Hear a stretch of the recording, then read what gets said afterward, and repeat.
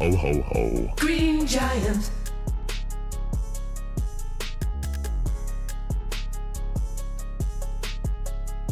Perfect.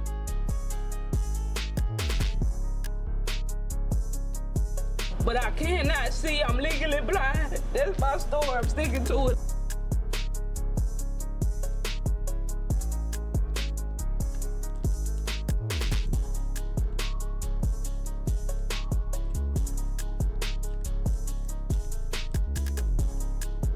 I'm the greatest, bro.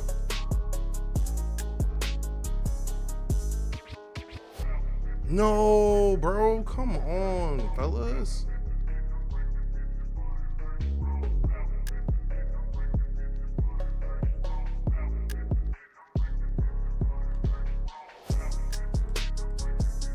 Oh my goodness.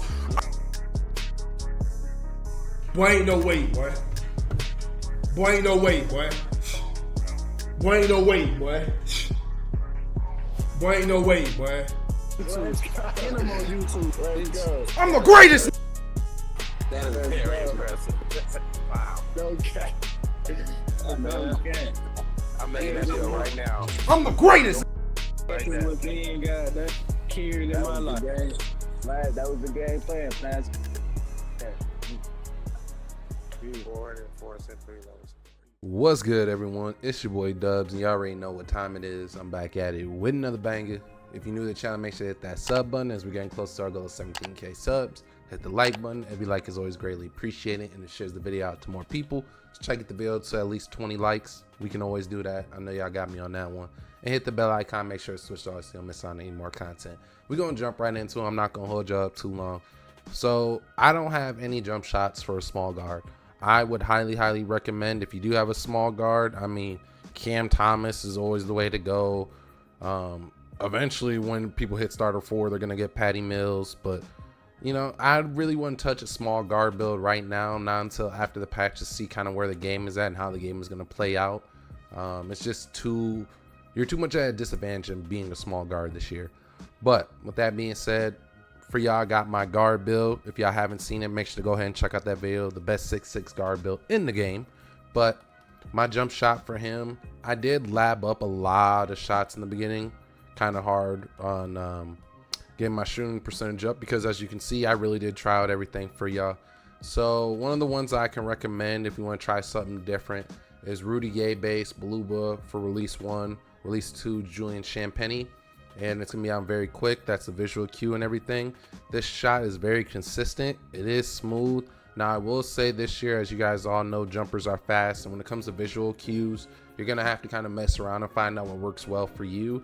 Now visual cues can be different for everybody, because hey, I play on Ethernet cable. I'm hooked up getting, you know, over a gig per second, so it's like everything is different. There's a lot of things that play into a factor of you being able to make your jump shot or not, and latency and how smooth it is. But one way to cut through all of that, I don't endorse this. As you can see from all those clips, I do nothing but button shoot. But you can rhythm shoot. You can rhythm shoot with any jump shot and you'd be chicken. So if you're really struggling out there on how to shoot, really just start rhythm shooting. I mean, at this point, there ain't no shame in the game, because everybody and their mama do it. So that's one jump shot for you guys. If I had to go ahead and recommend another one for my like 6'6" to about, I think these jump shots go up to 6'9". For some of these, yeah, 6'6" to 6'10", would be Ray Allen base. That's another good one. Same type of releases. These are the releases I'm most, you know, comfortable with as far as visual cues go. And that's going to be that one. If you want another jump shot, because you're thinking that's not going to work for you, Carmelo Anthony's another really good base. But there is one in particular that I like more than anything else in the game, and it's because you can also not only get this on a 6'6" guard, and this jump shot is absolutely amazing, but you can also get it on a 7'4". So I'm going to go ahead and show you guys what that one is looking like too. It's Kevin Durant base, Beluba for release 1, Julian Champagny for release 2. When it comes to the visual cue, I literally let 2K kind of decide, because as you can tell, based off the animation blending, it will set your visual cue up. And so that's where my visual cue is, and that's where 2K put it at. And I've just left it on there, and this is what's made my guard absolutely chicken.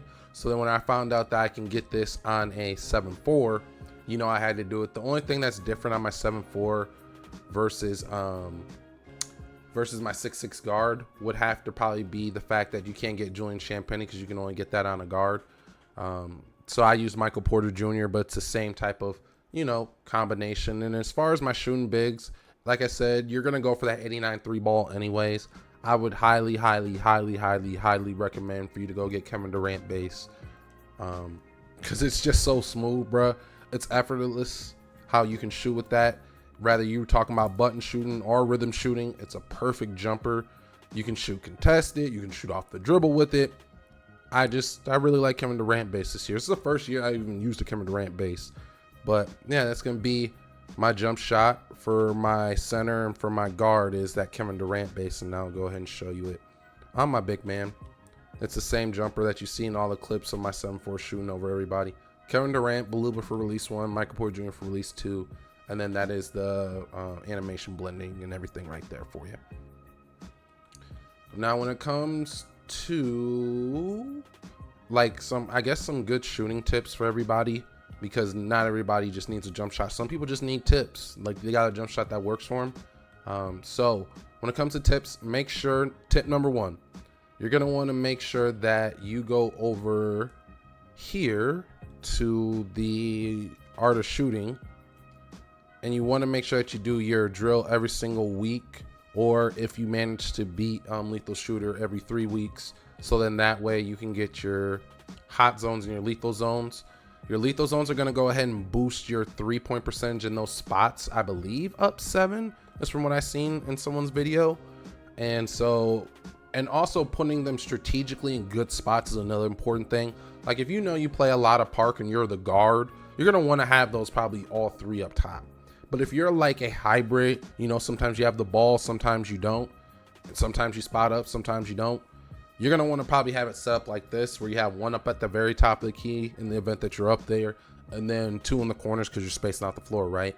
I wouldn't recommend putting them on the hash because in my opinion, those corner spots, there's a lot more real estate when you're talking about bang for your buck and getting those corner ones, because a lot of people shoot fades, and you're going to end up in that corner at some point in time. Even if you're in the rec game and you're a point guard, you give it off to a shooting guard, you're going to end up potentially in one of those corners, depending on if you're running with randoms or not. Because, if you're running with a team, you can be wherever you want. You just got to have it set up and talk to your team, right? But if you're running with randoms, you're more than likely going to be in one of those spots. Now, shooting tip number 2 is how the way you have your badges set up. So when it comes to badges, you're going to want to make sure that your set shot specialist is as high as it can possibly be. Based off of what 2K Labs has shown, pretty much silver is a good spot. Bronze is obviously always going to be good because it's better than having no badge at all. And then gold is good. Hall of Fame is not really worth it if that's what you were shooting for. So you would either want to focus on gold or legend shooting badges this year, from at least all the testing I've seen done. When it comes to, I don't think they've done one for Deadeye yet. But I've seen it for range. I've seen it for set shot specialists at this point. Make sure to go ahead. I'm not even sponsored by them, but make sure to go show 2K Labs and 2K Toot some love, because they do a lot of extensive testing, and that's kind of where I get all my information from, on top of my own personal experiences.